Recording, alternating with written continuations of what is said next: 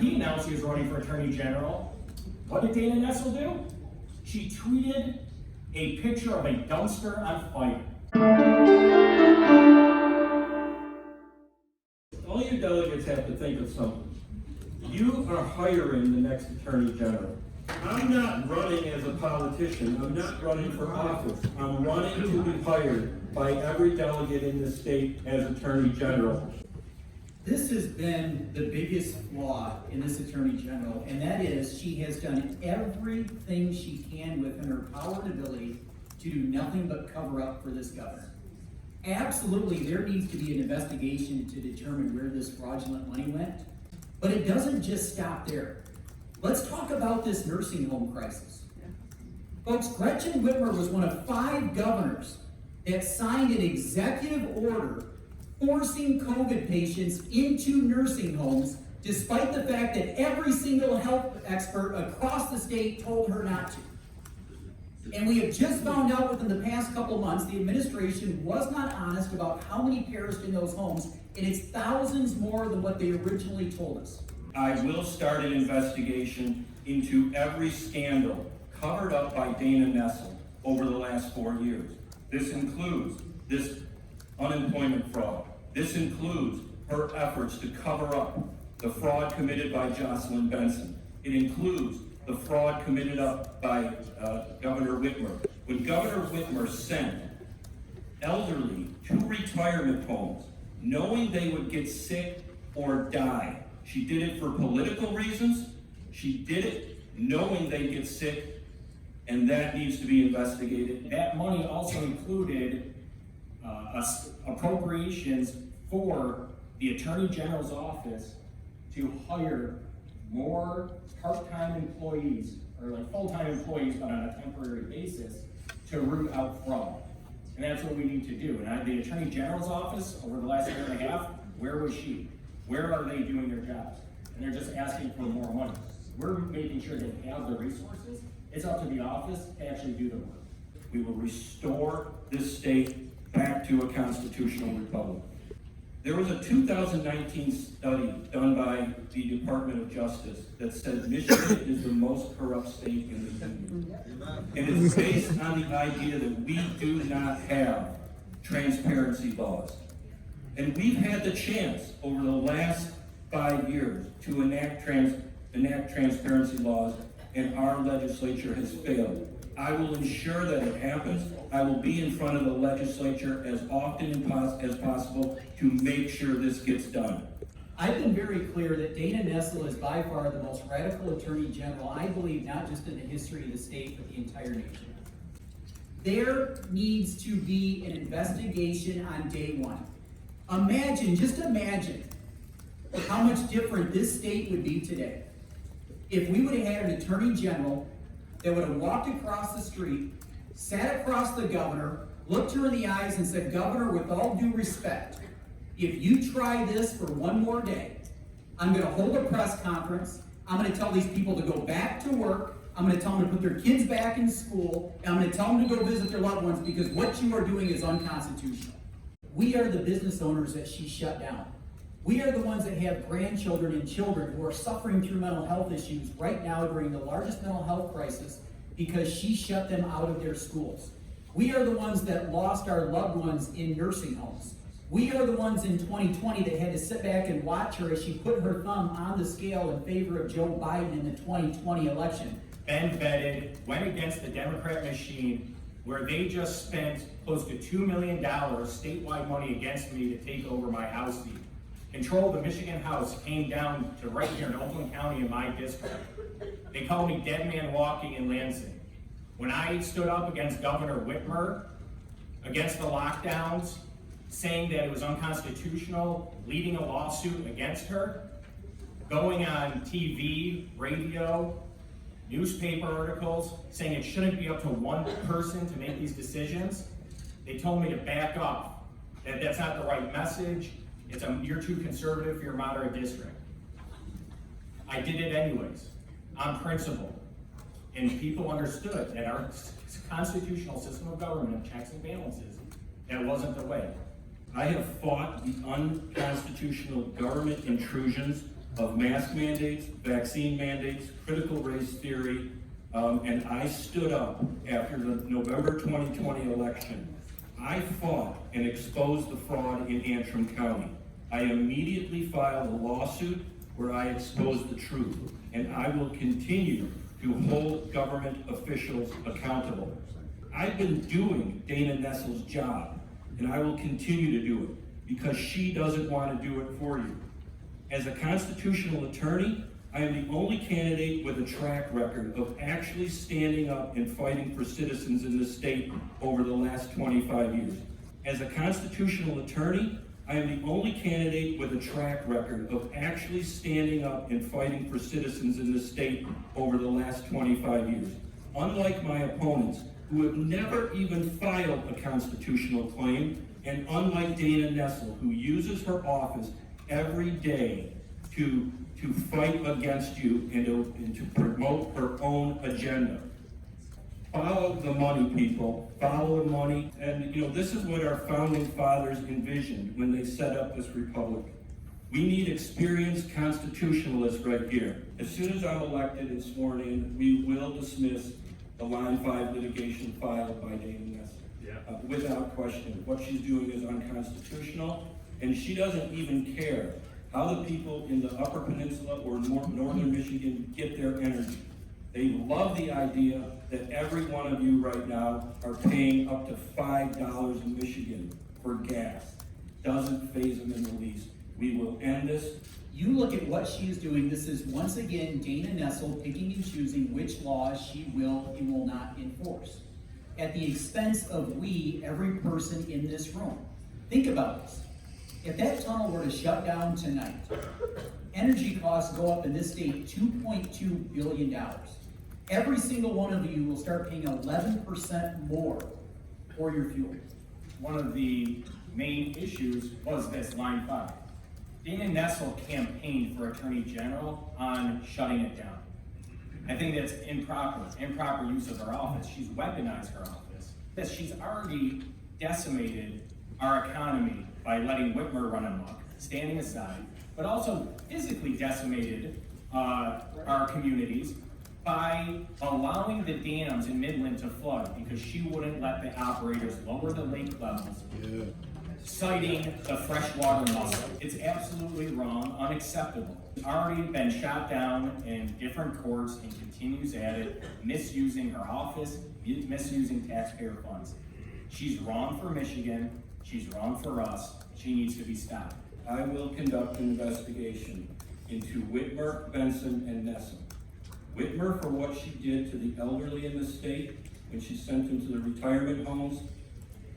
Jocelyn Benson for what she did in the last election when she sent out 7.7 million pre-filled out absentee ballot applications. And Dana Nessel for covering up every single scam. Just like anything else, it's with the nursing homes. All of this stuff demands investigations. I see Senator Runstead standing in the back. He actually did an official letter requesting Attorney General Nessel look into the nursing homes, and she said no. Rep. Alexander had to get the Auditor General to look into the issue, and that's where they found a couple thousand more deaths than were initially reported by the Department of Health and Human Services. And again, as Mr. Leonard said, the Attorney General said even with that extra information, she doesn't see anything to warrant further investigation. That's absolutely wrong. As Attorney General, will you eliminate any internet connection to voting machines, tabulators, or other machines that could affect the elections? And should the Dominion voting machines be eliminated? Yeah, guess who found the internet connections? Guess who found the modems installed on motherboards? Guess who actually went out and fought to show what actually happened in the election? And every time I did it, every piece of evidence we compiled, I put out publicly in 21 reports. We were absolutely transparent in everything we did. Every single report vetted by computer scientists and forensic experts. We did something no one else in the country had done. We downloaded a forensic image of the Dominion voting system. No one's done it before, no one's done it since. And the evidence we put out was used in Arizona, Minnesota, Pennsylvania, Wisconsin, Georgia, Nevada, California. So you tell me what I did wrong in that, right? And when I was doing it, there were congressional hearings going on. And a representative named Cynthia Johnson came out and she said, people who are challenging the election, she said, I want my soldiers to go out. You do it right, you make them pay. And no one stood up for me. We stood up for America First values. We stood up for Donald Trump. We proved there was fraud in this election. And it's up to the legislature to make the laws. It's up to the Attorney General to enforce those laws. And I was proud to support a bill that banned the tabulating machines from being connected to the internet. It was vetoed by Governor Whitmer. It was vetoed by Governor Whitmer and even opposed by Jocelyn Benson, even though they said our machines aren't connected to the internet now. So if they're not connected to the internet, there's no plans to be, why would you veto that bill to say they couldn't? It just doesn't make sense. It's a huge issue, obviously, for everybody in this room, and myself included. I've worked as an election day attorney, as a poll challenger. I worked as a volunteer lawyer on Trump team in 2016 on the recount here in Oakland County. I support a full audit. I do that because from a logical perspective, where you want to see evidence, if there's evidence out there that says something may have happened, we need to look into that. And you either find something or you find nothing. What's the harm? If the work is there, what's the harm of showing the work? More importantly, is if you find something, and what I, from day one, after the election, my staff was down there at the TCF Center, documenting everything that was going on. But if it was all done properly, why won't they show the work? Why is everybody opposed to it? I'm all about transparency and accountability. We need to know what happened so it doesn't get repeated in the future. It's not just our side saying it now, it was Hillary Clinton saying it then, Russian hacking, Russian collusion, and even called for a recount that I worked in. I don't want there to be any excuses. Little baby, a guy who stood up, put his name out there and said, I will stand up, I will take the attacks, the terrible phone calls, the terrible emails that he got and I got throughout the whole process. Huh? Someone's sitting. Tom says we produce more Someone's sitting. votes for Joe Biden. Read the reports, my friend. You want to sit over here? Joe Biden won Antrim Yes, County yes. with 65% of the vote. The Republican clerk in Antrim County was ready to certify that election this morning because she said, you can't do anything with machines. Machines don't lie. What we showed in Antrim County was 7,060 votes moved electronically. And it was caused by the mail-in ballot scam that Jocelyn Benson put forth. And then she told every clerk in the state to ignore signature verification rules. And then she allowed Zuckerberg to come into the state with $8 million and put collection boxes in strategic Democrat locations. This is what we found out. Read the reports. We went to the hand recount in Antrim County on December 17th. What we found was staggering. And there's video out there if you want to watch it. In certain precincts, they ran out of ballots during the hand recount. The Secretary of State came over with a bag that said on the side, spoiled ballots, and said, count some of these. We found other discrepancies throughout the entire hand recount that Jocelyn Benson refused to document or talk about, but we got video of it. Once the clerks receive those mail-in ballots and ignore the signatures and remove those ballots from the envelope and put them in a tabulator, you now have fraudulent ballots in the system.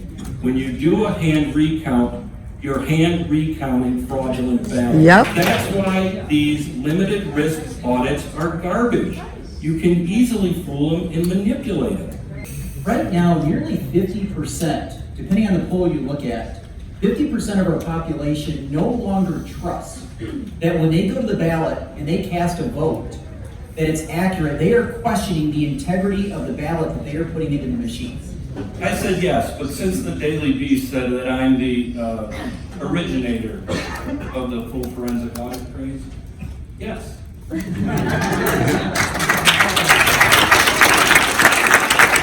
Was sending millions of absentee ballot requests by Benson illegal, and should she be prosecuted? She certainly had no basis of law sending those ballots out. Absolutely not. The question would become, did she actually commit a crime under the Michigan penal law? I have not seen where she committed a crime under Michigan's penal law, but what I will tell you is she had no basis of law to do what she did. And had I been the Attorney General, I would have stopped it immediately. Yeah, I echo Tom's remarks. I mean, the fact is from when that was happening, my office reached out to her trying to get access to information of what list she used, who was she targeting. My wife is a teacher. She's technically MEA retired. She got 4 absentee ballot applications. Guess how many I got? None.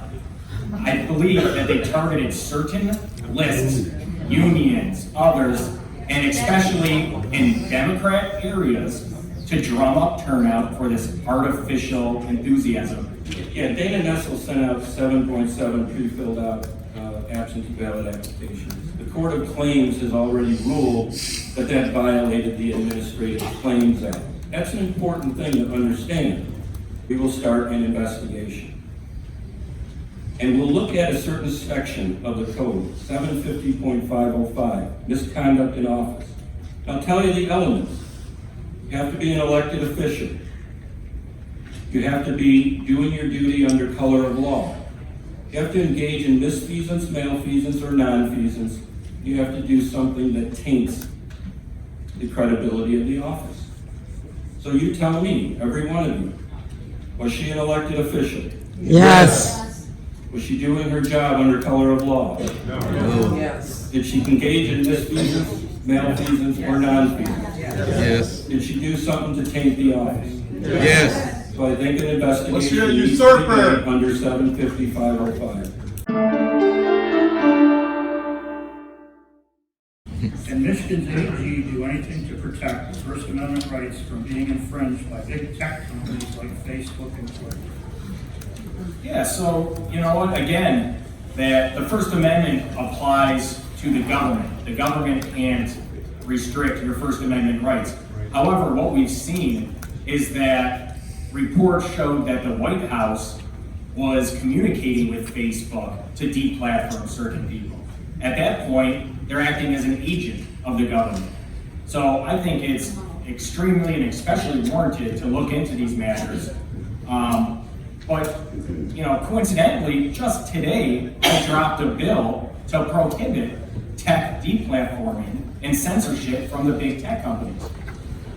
Specifically, Twitter, Facebook, the big companies that have over 50 million active users a month, who are basically a common carrier, like a telephone company that shouldn't be able to censor your messages. So my bill was referred to Communications and Technology just today. I mean, because big tech is actually regulated by the feds, it is very difficult, aside from bringing lawsuits, for the state's attorney general to really step in and do something. Now, think about this for just a moment, though. The Ayatollah of Iran, who is a known terrorist, to the best of my knowledge, still has a Twitter account. And our president does not have one. That is reprehensible. What Congress needs to do is step in and deem them a monopoly and break them up so that there's more competition. I think the Attorney General can do something about this, because I think we will see, there's several lawsuits right now working their way through federal court that would deem big tech government agents. We'll see how those goes, but I think the Attorney Generals across the country, Republican, conservative Attorney Generals, should unite and bring that challenge. Let's use the power of the Attorney General's office to do that. Why do we gotta wait for civil litigation to happen before Attorney Generals step up? Constitutionalists understand that. We've had many problems with unemployment, with their computer system that had artificial intelligence going through processing claims and flagging fraudulent claims, and it was 90-something% inaccurate. And I actually had to handle a claim for a client about that, where the Attorney General's office was going and prosecuting based off of this faulty information. You know, as the Attorney General going and rooting out corruption, fraud, it has a little bit of another twist, where we just saw this past week in the newspapers that the agency wasn't properly vetting employees and the temporary employees. They didn't do proper background checks. So a lot of those employees were felons, had identity theft on the record, embezzlement. That's not appropriate. That's not what we want, and that's mismanagement. So does it rise to the level of criminality, neglect of duty, something like that? It's something that needs to be investigated. Michigan's governor and legislature are exempt from FOIA requests. Does this conflict with other laws such as the Open Meetings Act, and can the AG challenge? Yeah, absolutely. We need to do something about the FOIA Act. We need to give people access to government documents. And right now, if you try to do a FOIA request in many areas, you get nothing but stonewall, and the government forces you to resort to litigation, or they send you enormous bills demanding that you pay money just so they could start a review of the documentation process. So yeah, the Attorney General needs to step up and change these FOIA laws, or at least go to the legislature to demand that the laws be changed. I'm all about transparency and accountability, and that's why I was the lead sponsor of the Legislative Open Records Act, bringing in the legislature to FOIA, as well as the governor and lieutenant governor's office. It passed the House overwhelmingly, but stalled in the Senate last term. This term, again, I was the lead sponsor of the Legislative Open Records Act, went through those bills, and it's in the Senate. So I think that all of us here who agree with that should contact your Senator Runstead, you listening to me, and advocate for that passage. It's well overdue. We passed legislation, as Ryan said, overwhelmingly. In fact, I think it was unanimously. And unfortunately, it went to the Senate, where sometimes things just go to die, and it didn't pass. I believe we need to have a chief integrity officer within that office, with assistants under them that not only prosecute and go after white-collar crime, but guess what? Works every day to hold government accountable. I'm talking about people in small towns with local governments that may try to get a FOIA request, and they are stonewalled and they are charged hundreds, if not thousands of dollars, and they can't afford an attorney to go to court to get those records. That is wrong. This is an office that needs to be there for the people. There will be a chief integrity officer in place. And if we have people in the state that are being stonewalled by their local governments and not getting information, we will step in and we will assist them. You understand, just in the past couple of weeks, our state's Attorney General was arguing in the Supreme Court to allow exactly that to happen. Let that sink in for just a moment. I don't know how anybody can call themselves a feminist or care or claim they care about women's rights and try to advocate and allow what happened with this Yale swimmer. The state's Attorney General needs to protect women, and absolutely not should men be competing in women's sports. Yeah.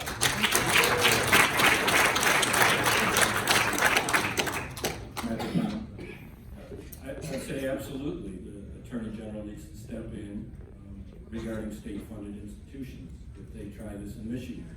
If anyone is watching these Supreme Court hearings, you'll see that we are losing our country. They're losing our country to the radical leftists. And why is that, people? We even have Republicans in the Senate right now, Mitt Romney, right? Ben Sass, who are upset with the Republicans for bringing up some of the attacks on the Supreme Court candidates. That's why we need real conservatives to get elected. Real conservatives in this state to get elected. Constitutionalists not people who were the chair of K6 presidential campaign in 2016. We need real conservatives, people, not fake conservatives. Remember in 2006, when I was a young college student, it might have been my first year in law school, and I was a little naive at the time, and I was backing a congressman for president by the name of Tom Tancredo. Does anybody remember that name? He's a congressman out of Colorado. And I was naive, and I thought that Tom Tancredo could actually become the next president of the United States. And a friend and I, we traveled around the state. We were so proud of him because he was the only one that was talking about securing the borders. And that night, before he left, we had dinner somewhere around here in Southeast Michigan in Applebee's. And I remember him looking at us saying, guys, you do know that I'm not going to be able to win, right? I'm like, Congressman, what are you saying? And he says, well, I have to make certain that Mitt Romney and John McCain are going to focus on this issue, and I got to be on that debate stage. That's why I'm doing this. I said, Congressman, you've got such a great message. How in the world can you not win with that message? He says, let me say it bluntly, boys. I'm too short, fat, and bald. He said, but I'll tell you what, if anybody ever shows up that's taller than me with some nice hair and a little bit of celebrity status, they bring this message, they are going to be the next president of the United States. Never in a million years did I think a decade later it was going to be Donald Trump. And when he was campaigning, I never thought he could secure the borders as quickly as he said that he would. But probably even most important, even sadder, I never thought a president could destroy the borders as quickly as Joe Biden has. Something happened today in Michigan. Dana Nessel joined a lawsuit with 18 other radical leftist attorney generals. And in that lawsuit, she filed to end the Remain in Mexico policy. What she's trying to do is increase illegal immigration in the state. She doesn't care about it. She wants it to happen. She wants, well, I wouldn't say that. I shouldn't say that.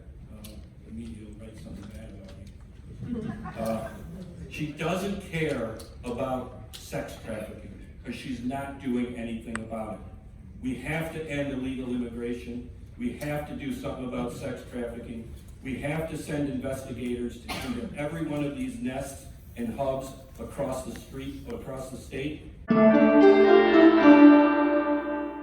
went out and actually helped Marlene. We fought for freedom in this state. We said never submit to tyranny. If I was Attorney General, that would have never happened to her.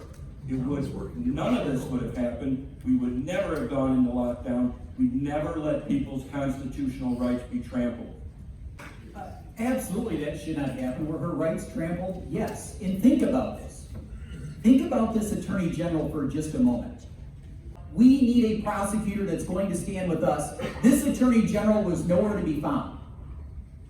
Had I been the Attorney General, I would have been standing right there with that sheriff saying, if this prosecutor won't do her job, I will do it for her. And that's what we're going to do. You think about what she's using her resources for. She won't protect victims in Enum County, yet she will send troopers halfway across the state to arrest immigrant restaurant owners. Who knows Carl the Barber, or who has heard of Carl the Barber?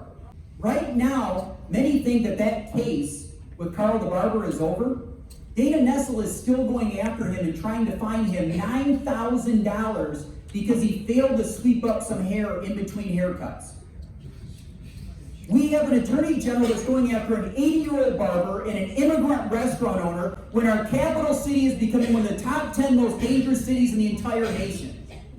People like Marlena's never going to have to worry again. People like Carl the Barber's not. We're going to reprioritize this office. We're going to hold these prosecutors' office, and we're going to fight violent crime. Not only did Dana Nessel stand aside and let Gretchen Whitmer do whatever she wanted, but then she weaponized her office to go after people that spoke out against it. Went after people that defied those unconstitutional orders.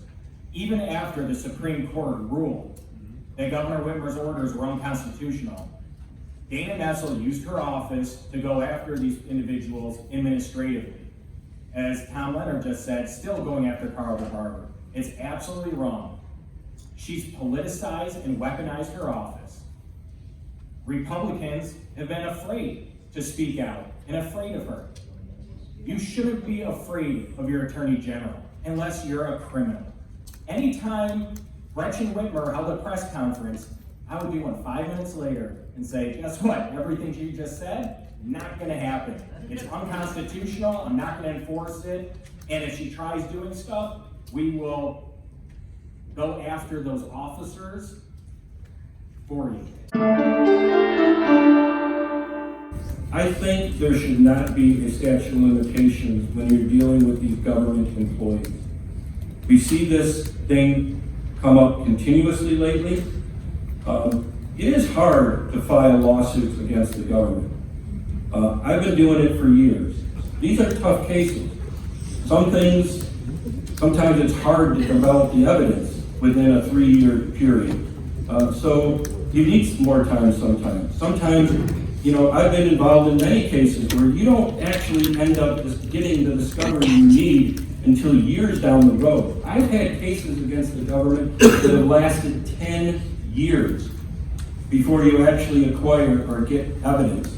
Sometimes it's computer evidence, sometimes it's other types of evidence. These are hard, tough cases. And I filed cases then after statute of limitations have expired because we got evidence and discovery late, only to be met with judges who don't let the cases proceed, right? Only to be met with issues of immunity of government employees. So I say not only do we need to extend these statute of limitations, but we need to eliminate immunity for government employees.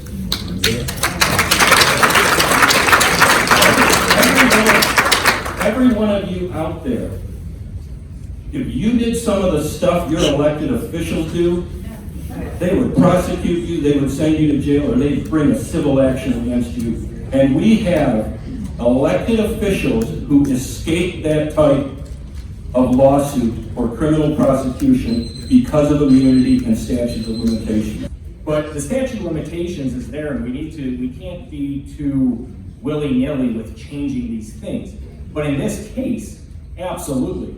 And as Matt DePerno said, it's not just the statute of limitations, it's government immunity.